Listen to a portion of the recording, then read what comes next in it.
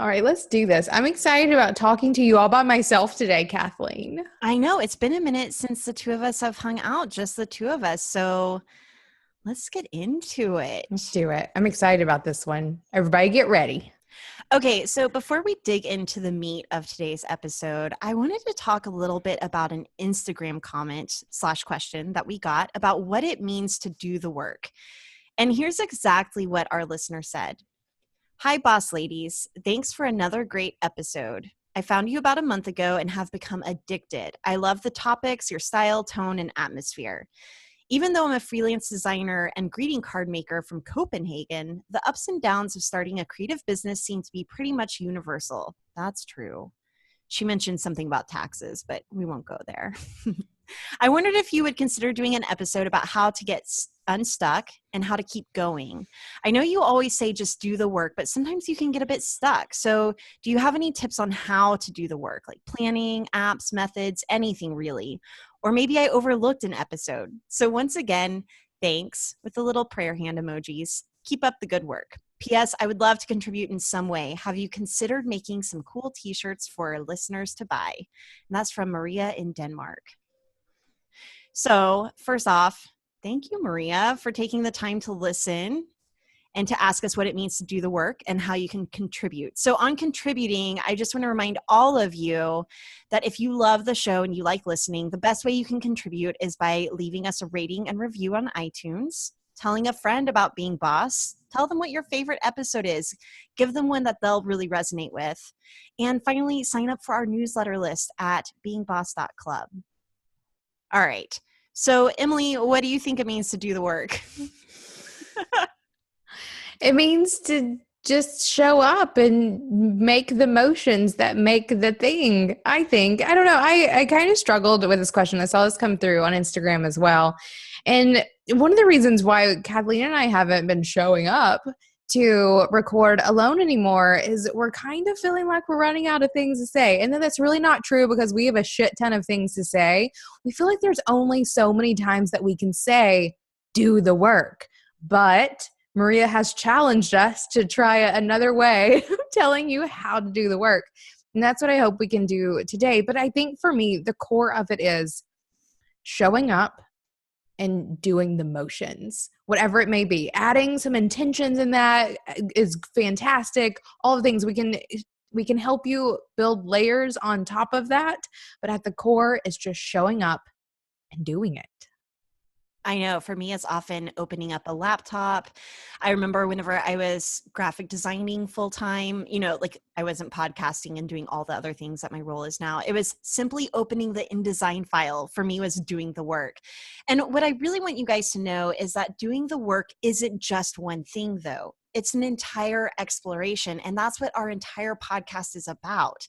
Every single episode is us digging into different facets of what it means to do the work. So the answer to your question is in every single episode, and it's not just one thing. It's going to be different for everyone. It's going to change, and that's why we like interviewing so many people, because what doing the work means for them is something different every single time. All right, so next up, I really want Maria and all of you to know that even the most successful bosses feel stuck from time to time, because this is what she's really asking, like, how do you get past feeling stuck? So, Emily, when do you feel most stuck, and what do you do to get over it? Sure. So getting unstuck is something I definitely can talk about because that is usually like the point before doing the work that people struggle getting past. I don't think doing the work is the problem. I think that getting to doing the work is the problem, and that unstuckedness is what comes in between. So whenever I'm feeling just generally stuck, so maybe it's a really fantastic, beautiful sunny Monday like it is today when we were recording, and I don't know where to begin, or I don't even know if I want to begin because I'd rather be outside in the beautiful sunny Monday. I just What? You'd rather be outside than hanging out with me right now? Sometimes, Kathleen, I would. I'm sorry. I would love to be hanging out with you outside. That would be ideal for sure. Except we'd have to stay in the shade for you, and that would be sad for me. I'm working on it. Good. But the thing that I do whenever I'm feeling stuck or just not really wanting to do the work is I just show up and get at my to-do list. I know that it's important. Usually you hear people to say eat the frog first or do the like biggest, grossest thing first. But sometimes whenever I'm feeling stuck, I want to do something fun and easy first so that I can get the momentum going to continue on with all the other tasks. So it could be something that feels gross, like tackling my inbox, which for me is usually eating the frog. Or it could be something fun like designing a new sales page or something like that. Whatever it is, I just get started. I get at my to-do list. And before I know it, it's the end of the day and I totally did all of the things. I do often find that whenever creatives and or business owners are struggling with what it is that they want to do next, it's usually because they are being consistently faced with the decision fatigue that comes from making a million little decisions all day long about what it is that they're going to do next. Amen to that. There was a point last week whenever I was afraid to open our Slack channel because I literally thought, I just don't want to make one more decision. Like Yeah. I can't. And Yeah. it usually hits me hard on Friday. For sure. But I find that my to-do list, opposite from Slack, like let's not talk about Slack for a second. My to-do list is the thing that keeps me from getting this decision fatigue. Last week also, Lily went out of town for the week and David and I were home alone for a whole week. And we kept asking ourselves, what do you want to do next? Like, because for once we didn't have a kid following us around, dictating what it was that we were doing. So I literally had to sit down at one point and brain dump a to-do list of all the things that we wanted to do now that we were without the responsibility of having a kid. And that to-do list helped facilitate the next action over and over again. So we weren't having to make those decisions. So I've been super proactive in my business and super mindful of this as well because I know how badly this decision fatigue can totally wreck your productivity. So I've created a massive to-do list of all the things that I have to get done in my business at any given point. So I batch my quote unquote what to do next decision making by using project management software to hold everything that I need to do. So I can go at one project, I can create all the tasks and schedule them all. So like one batch of decision making will give me things to do for the next 2 or 3 weeks. And that for me has been huge in helping me feel consistently unstuck. I never come in really stuck because I just go in, get on my to-do list. There are no decisions to be made. Just start checking them off. Yeah, I want to give you a big high five for that. And it's one of those things that I've really integrated into my process as well. Like if at any point something needs to be done, I stick it in the to-do list. And it used to be that maybe it would ping pong around in my head for a while and I might come back to it in a week and be like, oh yeah, we were going to do that thing. It's kind of like whenever you're supposed to get together with a friend for lunch and you're like, yeah, let's totally get together sometime. And then no one's pulling out their schedules. Like it's never going to happen. It's the same thing with your to-do list. If you're feeling stuck and you don't know what to do next, like let's say, even for Maria being a greeting card maker, let's say that she wants to do a round of pitches and like, yeah, that's a great idea. I should do a round of pitches sometime to like magazines or websites that focus on stationery. Don't keep it as just an idea. Start to task it out in your to-do list and you'll make it do. So Emily, I love that you got down into like the granular day-to-day, how to get unstuck. Mine's a little bit more broad. Whenever I'm feeling stuck, it's usually, it feels more of like a midlife crisis. Yes. And so whenever that's happening, like I know that I'm stuck whenever I start feeling bored or depressed or kind of like what's the point or feeling like everyone is doing the same thing or selling the same thing. Like that's whenever I start to feel really stuck. And so I've just got to get out of my own head. If I am too far into my own work, I forget that there is a whole world of inspiration out there. And it's so easy to begin to believe that the bubble that you interact within, like, so from your Facebook groups to your Instagram feed to even your, local network of peers and creative colleagues, you start to believe that that's all there is, right? And you've made it your whole world in a really good way because you're living what you love, but it can turn on you and you can start to feel like that's all there is. So there's an entire world of inspiration out there. So whenever I'm feeling stuck, first and foremost, getting a trip on the books. Whether that's a day trip or taking, I mean, this sounds cheesy. This isn't even entirely true for me, but taking a new route. Just yesterday, I took Foxy out to this little Scholastic book fair where I met our podcast guest, Jessica Lauren. So that was so fun to see her in real life. But on the way back home, I took a wrong turn and I got onto a turnpike where there was not an exit for another 10 miles, which doesn't seem very long, but I felt like I was going to another state. Like I felt like I was on a long road trip, but it was I was kind of grateful for the experience I wasn't in a hurry by any means to just kind of like get out of my daily path home and to be forced onto a detour. So on a grander scale though, traveling to a new city or a new state, like finding something new to explore for me is huge whenever it comes to getting unstuck. So it might also even look like trying a new kind of workout. So maybe trying out a bar class that I've never tried or going rock climbing. These are all things that I've done. But at one point they were new to me and they really kind of energized me. I've mentioned this before on the podcast, but listening to comedy specials is huge for me. Like, so just laughter. Laughter cures all.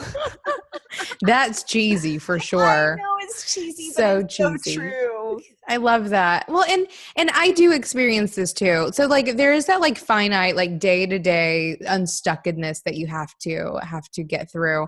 But I often, or the place where I most often feel stuck is whenever I'm trying to flesh out new ideas, or I have this thing in my head that I want to put into the world. It hasn't made itself into that to-do list yet. So the process of getting it out of my head and into that to-do list is where I usually find myself most stuck.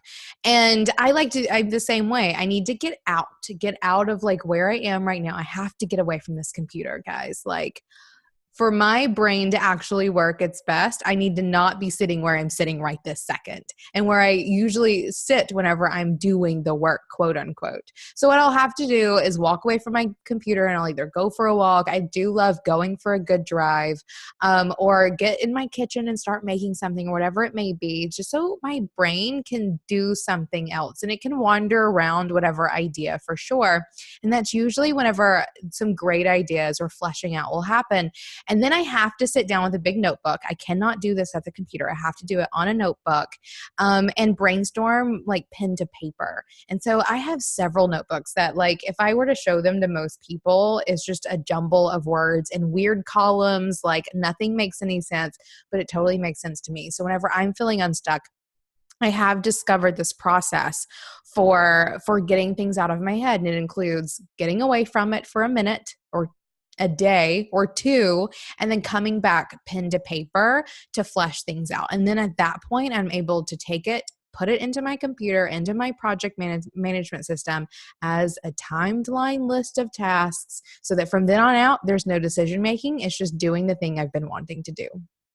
You know, and I also want to share that there have been problems to be solved that we've been stuck around for months at a time. Like it isn't always resolved within 2 or 3 days. As decisive and fast acting as we are, there are some things that just need time to unfold. So I want to throw this out there too, that if you're stuck around kind of a big picture idea or a business model idea or a big marketing idea or even a branding idea, you might just need to give it a few, like keep doing the work. So like we're talking about now, going through the motions of making things happen and getting hired and making transactions where you're getting paid to do the work.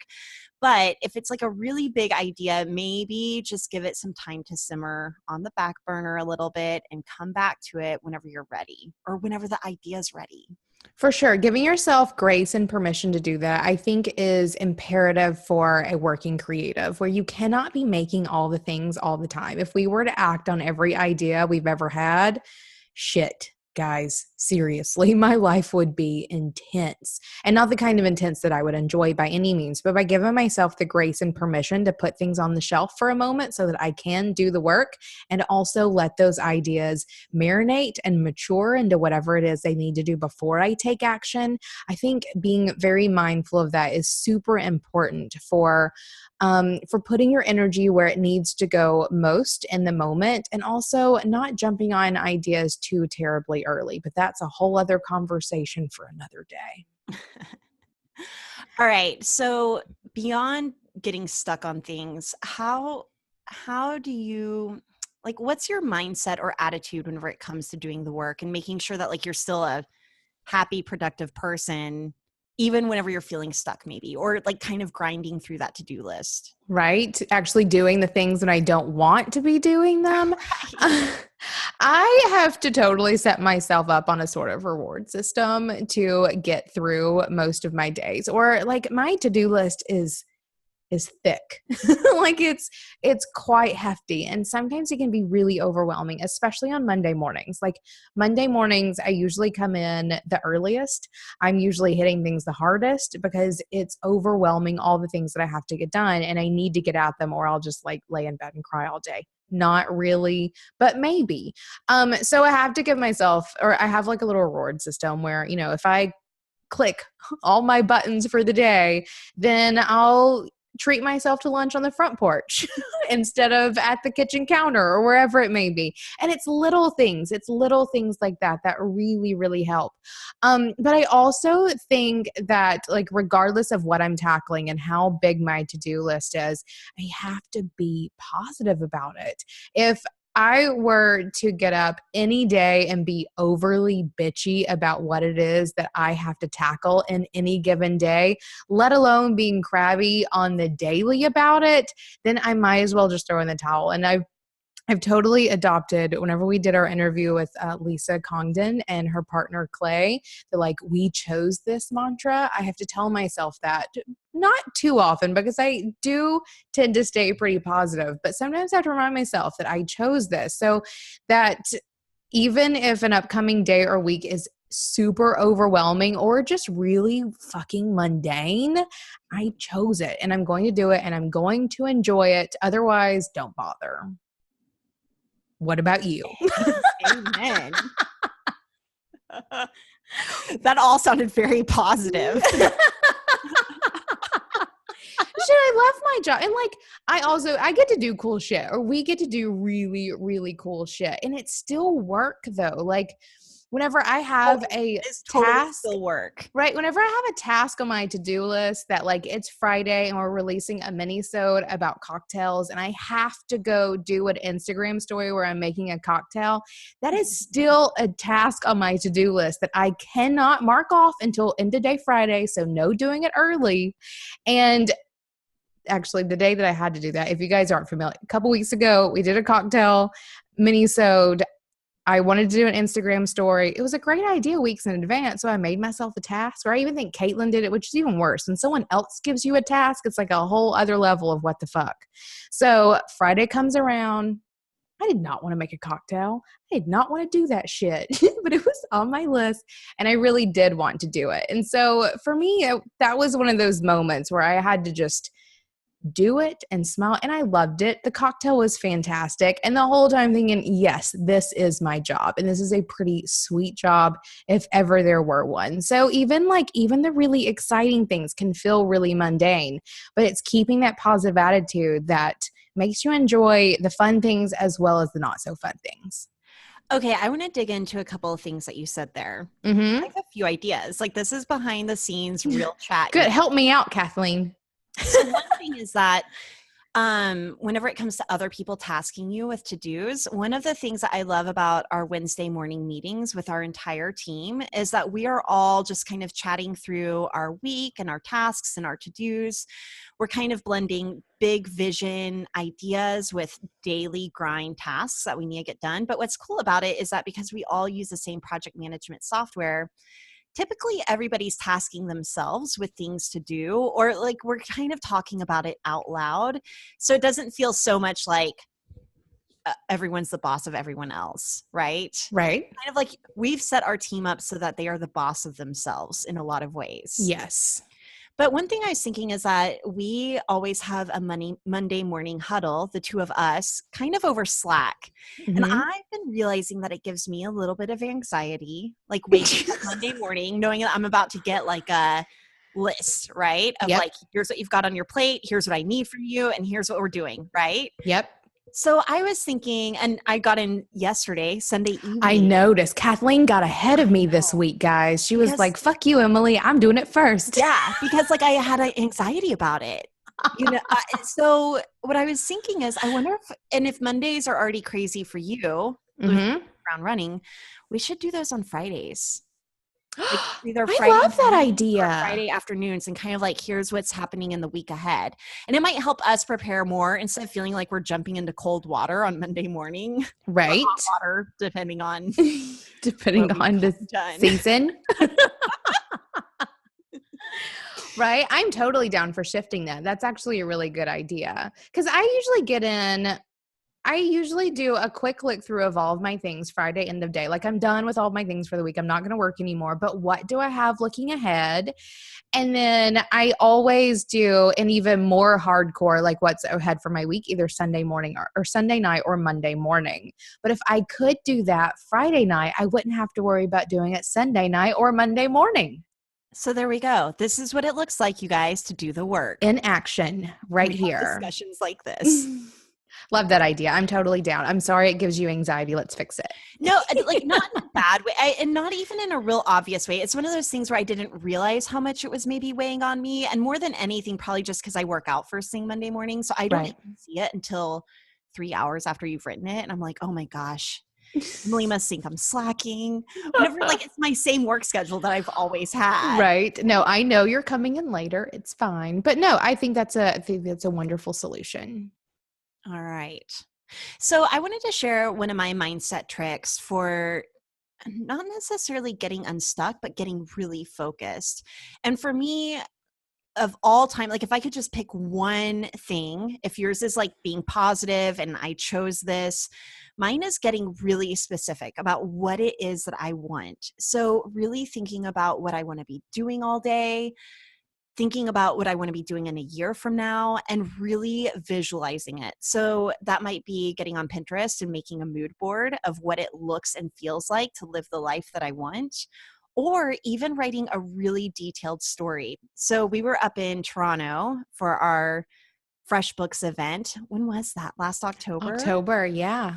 Hashtag being boss Toronto.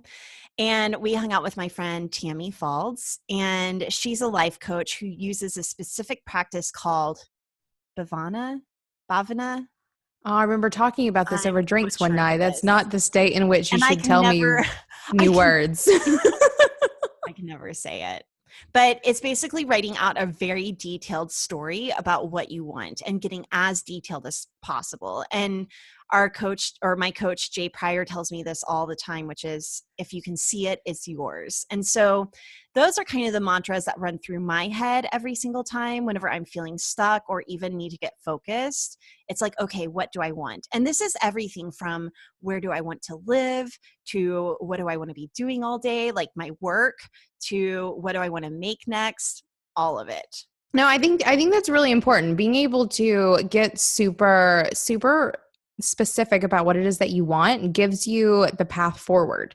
Whereas if you don't know what you're working for, you're just going to be all over the place because there's no end point. But if you can create that end point, doing the work is so much more focused and also not, what is the word I'm looking for? Not forgiving, but gratifying because you know you're working for the thing that you want. And so I think that makes doing the work a lot easier. You're much more likely to actually show up and do it if you know what will happen once you're done. So we're friends with a lot of very successful and driven entrepreneurs. I listen to a lot of podcasts where some like major entrepreneurs are being profiled. So we're talking Richard Branson, like the top dogs, right? Oprah, all these people. And so I wanted for us to brainstorm some ideas about the qualities and characteristics that really successful people portray whenever it comes to their mindset specifically. So whether that's around getting unstuck or getting focused or just doing the work.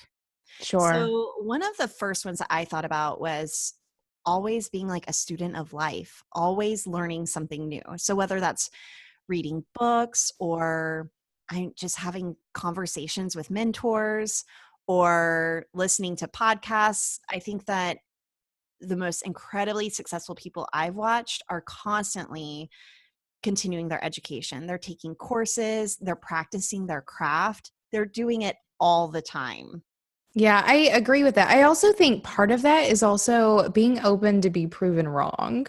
I think whenever people shut themselves off to learning, or if they're shutting themselves off to learning, they're probably the kind of people who will like say the thing and then be sure they're so right that they won't listen to anyone else's like opinions or facts. And I think that whenever you can have an opinion or, give direction or whatever, but be open to learning that maybe your way isn't the right way or that your answer isn't the one, then you are much more open for growth and evolution, which I think is super important for someone who wants to show up and do the work. You can be better at doing the work if you learn from others. And I think that that plays into just being really curious. And so, even from our Instagram question, like, how do you get unstuck? One of my ways is just asking a ton of questions. Like, how could we be doing this better? And it's something that we do all the time. How could we be doing this better? What's working? What's not working? What could be refined? Who could we learn more from? Getting really super curious, like why are we doing it this way, why is everyone else doing it this way, is a really great way to get into a mindset that's going to lead to success, or just a lot of confusion. What are the I think there is the possibility for being overly curious. I think people can use curiosity or use like never-ending curiosity as a way to procrastinate actually doing the work, which I think is a sticky place to get into. So just curious enough for sure, but not so curious that you're just asking questions and not doing anything else. Oh, damn. Right? Ooh. No, that's a good point. And, I think that there's these juxtapositions with all of this whenever I it think it's comes all down a to balance. it. I think you can learn too much and never actually take action. I think you can be overly curious and not ever actually take action. But I think some of this is all very important. I also think that a boss needs to tap into some luck a little bit. I Yes. loved this one a ton because I do believe in luck for sure, but I think you have to prepare yourself for luck. I think you have to put yourself in the right place at the right time. I don't think you just happen upon it. So I think there's like this really cool saying, and everyone should know that we suck at these sayings, but something about like success is where preparation meets luck or something like Or that. like luck shows up whenever you're doing the work. Maybe we could just make up these by ourselves. I like the sentiment. Hopefully you guys know what we're going for, but that's how I feel about luck is that you have to meet it. That it does not just come to you. So I also think part of luck is having that positive attitude. I think you can believe you're unlucky. I think you can believe that nothing good will ever happen to you and you'll be right. But I think you can go into the world thinking that if I do these things, great things will happen, then you'll also probably be right. So I think luck is something you do have to cultivate. Yeah, I once saw a study that kind of measured luck, and it was literally the same for everybody. It's just that people either identified as lucky or unlucky. So it I was like love truly that. up to them.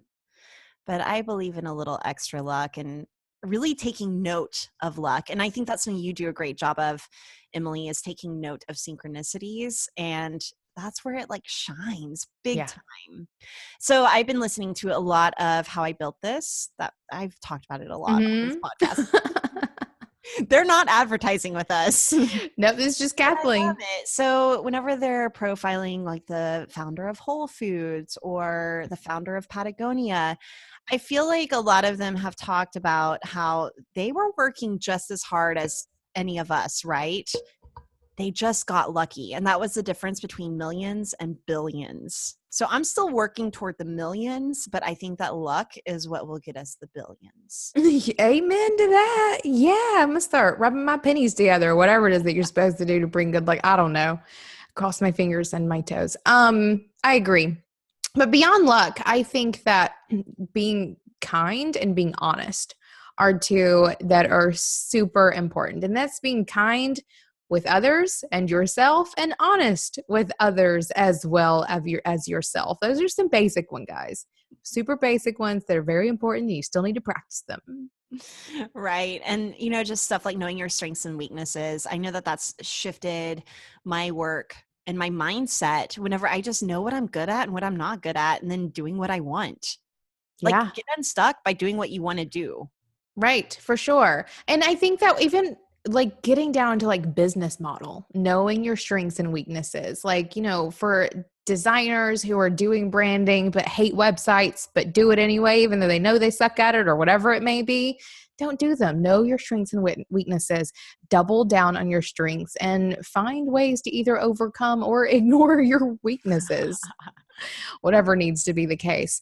I also think that part of being able to show up and do the work effectively is owning your shit, whatever you think that may mean.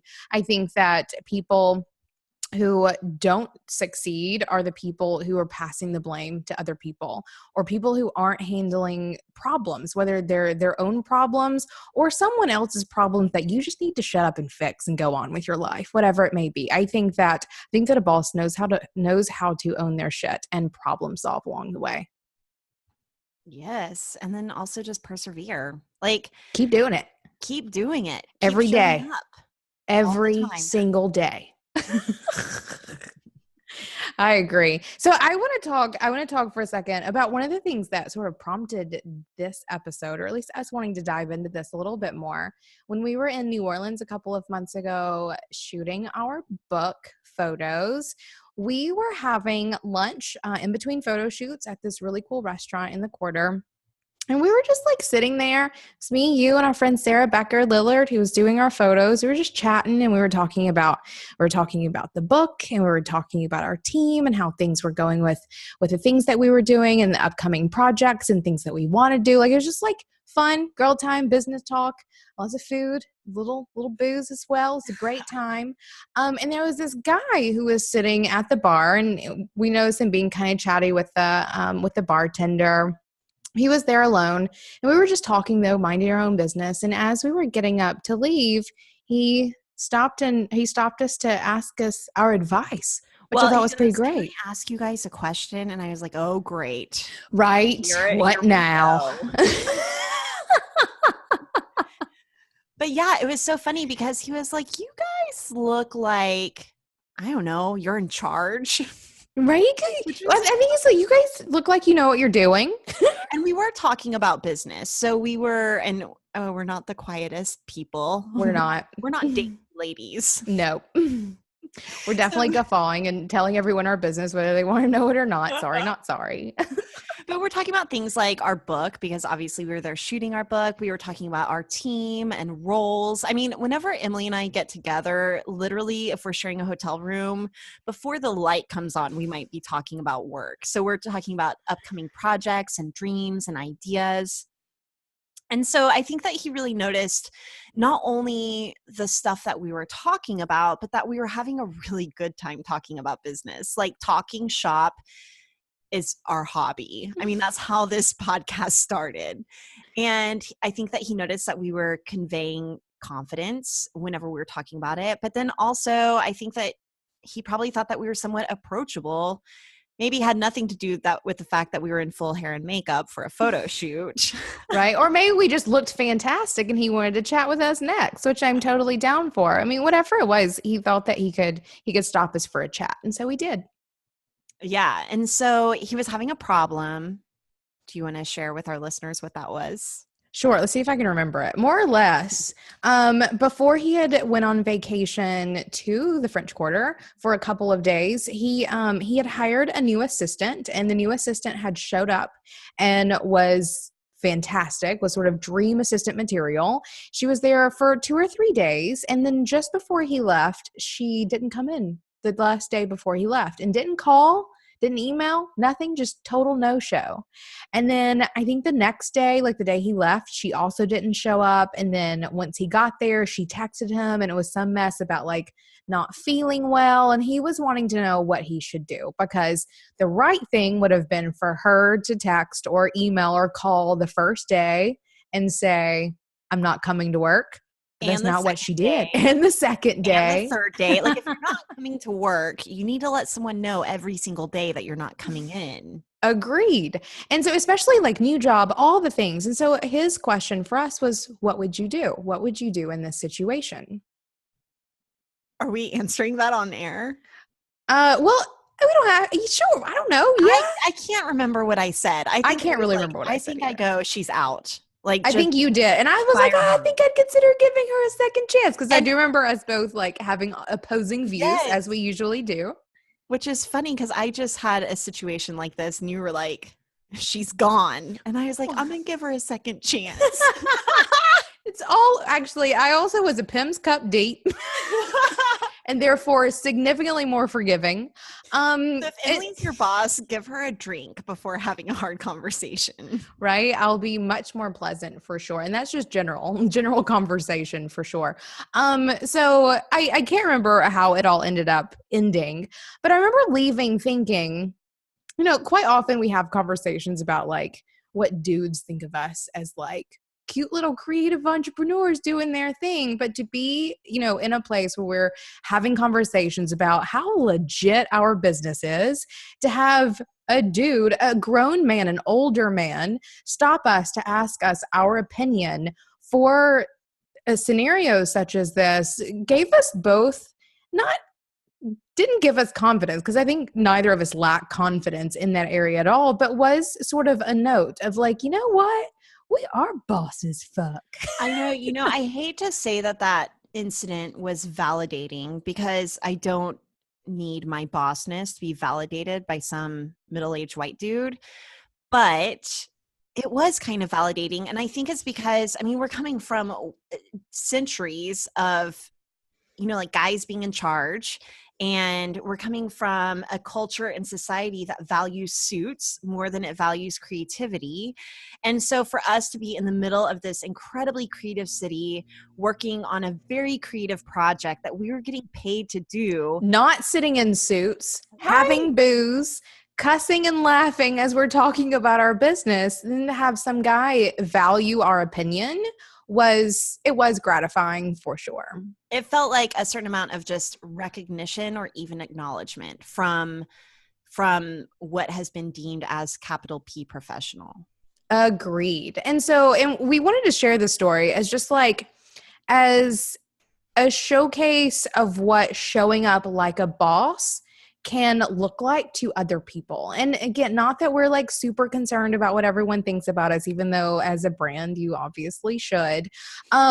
Kathleen and I have cultivated not only a brand that showcases this like we're boss, we do the work, whatever it may be, but we exude this in public when we're having private conversations. As you are practicing these values, as you are showing up and doing the work and giving it your all and all the things that we preach consistently, people notice and it matters to people. And they see you as someone who is an expert or a professional or someone who can help, even if you break all the traditional molds. Kathleen and I were there, full hair, makeup, like tattoos showing, drinks in our hands, all the things. I And was we probably were, wearing a see-through shirt. I think maybe, no, not that day. I think you were fully covered that day. Maybe that was it. Whatever it may be, that was a moment for us, or we saw these pillars of bossness come together for us in a way that that showed us that the work that we're doing, not only like in our business, but what it's done for us personally, is definitely putting us where we want to be. We want to be the kind of women in business that not only women look up to, but men do as well, because the shit that we're doing is real. Yeah, and that's a whole other conversation that we'll be Right. We'll save that one for later. So I feel like there's so much more that we could say on the subject of getting unstuck and getting focused and what it means to do the work and really run it through all of our pillars. But today we talked a lot about mindset, and I think that's probably a good place to stop. And we'll make sure to cover more around what it means to do the work whenever it comes to habits and routines, boundaries, money, and even processes and apps and tools that we use. So if you guys haven't checked out any of our archives, be sure to scroll through and pick one that stands out to you, listen to it, share it with a friend, have a conversation about it, and you'll really start to uncover what it means to you to do the work. Bazinga. And then you can go have cocktails in New Orleans and hope to get hit on / asked for advice by some dude too. He did not hit on us. That's rude of me. No, not at all. I feel like I'm going to have a vulnerability hangover about that conversation, because I think like ultimately, I don't know, there's like a certain amount of acknowledgement, which makes me think like if you need acknowledgement, a lot of us are doing work by ourselves and we feel like, what are we working for? It's hard to kind of work in a vacuum if you feel isolated or like you're not being seen or heard by anyone. So I think it was just like a good moment of, I don't know, being seen. Right? Proof. I think it was a good moment of proof. Which is something that you need occasionally. So thank you, man at Kingfish. You win. Thank you so much to our team and sponsors who make Being Boss possible. Our sound engineer and web developer, Corey Winter, our editorial director and content manager, Caitlin Brame, our community manager and social media director, Sharon Lukey, and our Bean counter, David Austin, with support from Braid Creative and Indie Shopography. Do the work, be boss, and we'll see you next week.